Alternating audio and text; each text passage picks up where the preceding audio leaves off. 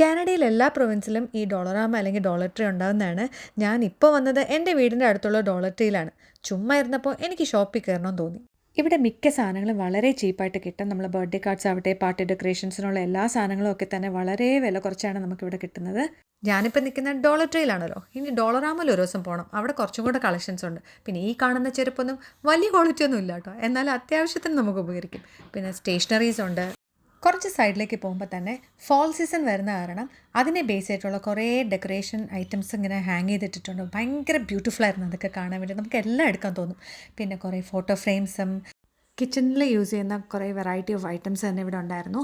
പിന്നെ അതുപോലെ തന്നെ നമ്മൾ വാഷ്റൂമിൽ യൂസ് ചെയ്യാൻ വേണ്ടിയിട്ടുള്ള അങ്ങനത്തെ കുറേ കാര്യങ്ങളും ഉണ്ടായിരുന്നു. പിന്നെ ബേബി പ്രോഡക്റ്റ്സ് ഒക്കെ ഇവിടെ ഉണ്ട്. പക്ഷേ ഇവിടെ നിന്നൊക്കെ ആൾക്കാർ വാങ്ങുമെന്നുള്ളത് എനിക്കറിയില്ല. പിന്നെ ക്രോക്കറി ഐറ്റംസ് ഒക്കെ ഇഷ്ടം പോലെ ഉണ്ട്. എല്ലാം നല്ല കളർഫുൾ ആയിട്ട് എടുത്ത് വെച്ചിട്ടുണ്ട്. സോ നമുക്ക് ഭയങ്കര ടെംപ്റ്റഡ് ആവും എല്ലാം കൂടെ വാങ്ങാൻ വേണ്ടിയിട്ട്. ഈ കാണുന്നതാണ് പിൻവീല്. മിക്ക വീട്ടിലും ഇത് കാണാറുണ്ട്. നമ്മൾ നല്ല കാറ്റ് വരുമ്പോൾ അത് ഇങ്ങനെ കറങ്ങുന്ന കാണാൻ നല്ല രസമാണ്. അങ്ങനെ അടുത്ത സെക്ഷനിലേക്ക് പോയപ്പോൾ തന്നെ കുറേ സ്റ്റിക്കേഴ്സ് ഉണ്ടായിരുന്നു. പിന്നെ അതുപോലെ തന്നെ കളറിംഗ് ബുക്സും കുട്ടികളുടെ കുറേ ഐറ്റംസ് അവിടെ ഉണ്ടായിരുന്നു. അതുപോലെ ചിപ്സും അങ്ങനെ കുറച്ച് സ്നാക്സ് ഐറ്റംസ് ഒക്കെ അവിടെ വെച്ചിട്ടുണ്ടായിരുന്നു. പിന്നെ അതുപോലെ ക്യാൻഡ് ഐറ്റംസും ഒക്കെ ഉണ്ട്. ഞങ്ങളിതൊന്നും ട്രൈ ചെയ്തിട്ടില്ല. ഞാൻ അങ്ങനെ കുറച്ച് ഐറ്റംസ് ഒക്കെ എടുത്ത് അങ്ങനെ $31 ആയിട്ടുള്ളായിരുന്നു.